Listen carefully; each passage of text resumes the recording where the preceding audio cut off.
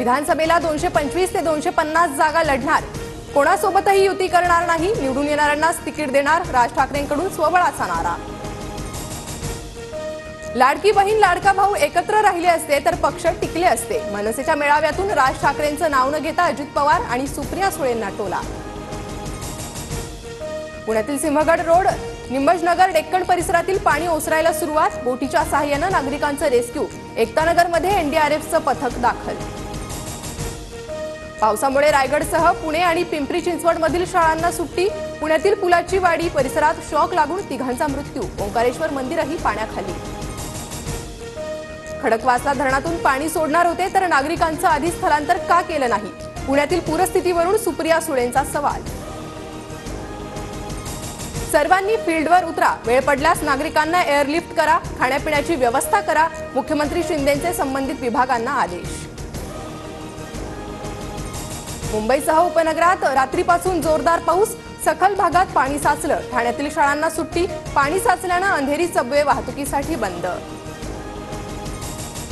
Karjat railway ट्रॅकवर पाणी साचण्यास सुरुवात, मध्य रेल्वेची वाहतूक अर्धा तास उशिरानं, हार्बर रेल्वे ही 20 मिनिटं उशिराने। कोल्हापुरात पंचगंगा नदीनं धोक्याची पातळी गाठली, अनेक जिल्हा आणि राज्य मार्ग वाहतुकीसाठी बंद, राधानगरी धरणातून 2000 क्युसेकने पाण्याचा विसर्ग सुरू।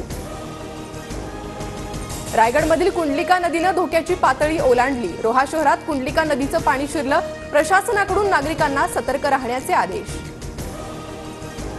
अजित पवारांकडून राज्यातील पूर परिस्थितीचा आढावा, बचाव आणि मदत कार्यासाठी सतर्क रहा, अजित पवारांचे जिल्हा प्रशासन आणि आपत्ती निवारण यंत्रणेला निर्देश। राज्याला पूरस्थिती नियंत्रणाबाबत निधी नाही, अनिल देशमुखांनी सांगितलं ते खरं, मोदी फडणवीस आल्यापासून डर्टी पॉलिटिक्स सुरू, संजय राऊतांची फडणवीसांवर टीका। विरोधकांकडून फेक नेरेटिव्ह सेट करण्याचा प्रयत्न, राज्यातील पायाभूत सुविधांसाठी 1 लाख कोटींची तरतूद, मुख्यमंत्री शिंदेंचं प्रत्युत्तर। मोदी सरकार आल्यापासून विरोधकांना जेलमध्ये टाकण्याचा प्रयोग, एकनाथ शिंदेंवरील प्रयोग अनिल देशमुखांवर केला असावा, नाना पटोलेंचं विधान। इंडिया आघाडीच्या उमेदवारांच्या प्रचारासाठी श्याम मानव प्रचार करणार, पुरोगामी संघटनांसोबत विधानसभा निवडणुकीसाठी 500 प्रचार सभा घेणार। जरांगेंचा फडणवीसांबाबतचा गैरसमज सरकारनं दूर करावा, जरांगे पाटलांसोबत निवडणुकीच्या रिंगणात उतरण्याबाबत 9 तारखेला ठरवू, बच्चू कडूंची माहिती। प्रकाश आंबेडकरांची आजपासून आरक्षण बचाव यात्रा, आरक्षण वाचवायचं असेल तर ओबीसी समाजानं किमान 100 आमदार निवडून आणले पाहिजे, प्रकाश आंबेडकरांचं वक्तव्य। खेडकर दाम्पत्याच्या घटस्फोटाबाबतचा चौकशी अहवाल पुणे पोलिसांकडून सादर, 2010 मध्ये कुठल्याही अटी शर्थीशिवाय घटस्फोट झाल्याचं स्पष्ट। मनमाडमध्ये आजपासून कांद्याचे लिलाव बंद राहणार, हमाली तोलाई कपात होत नसल्यानं हमाल आक्रमक, शेतकरी वर्गात नाराजी। ताम्हिणी घाटाजवळील रस्त्यावरील दरड हटवण्याचं काम सुरू, एकाचा मृत्यू, माणगाव ते पुणे रस्ता वाहतुकीसाठी बंद।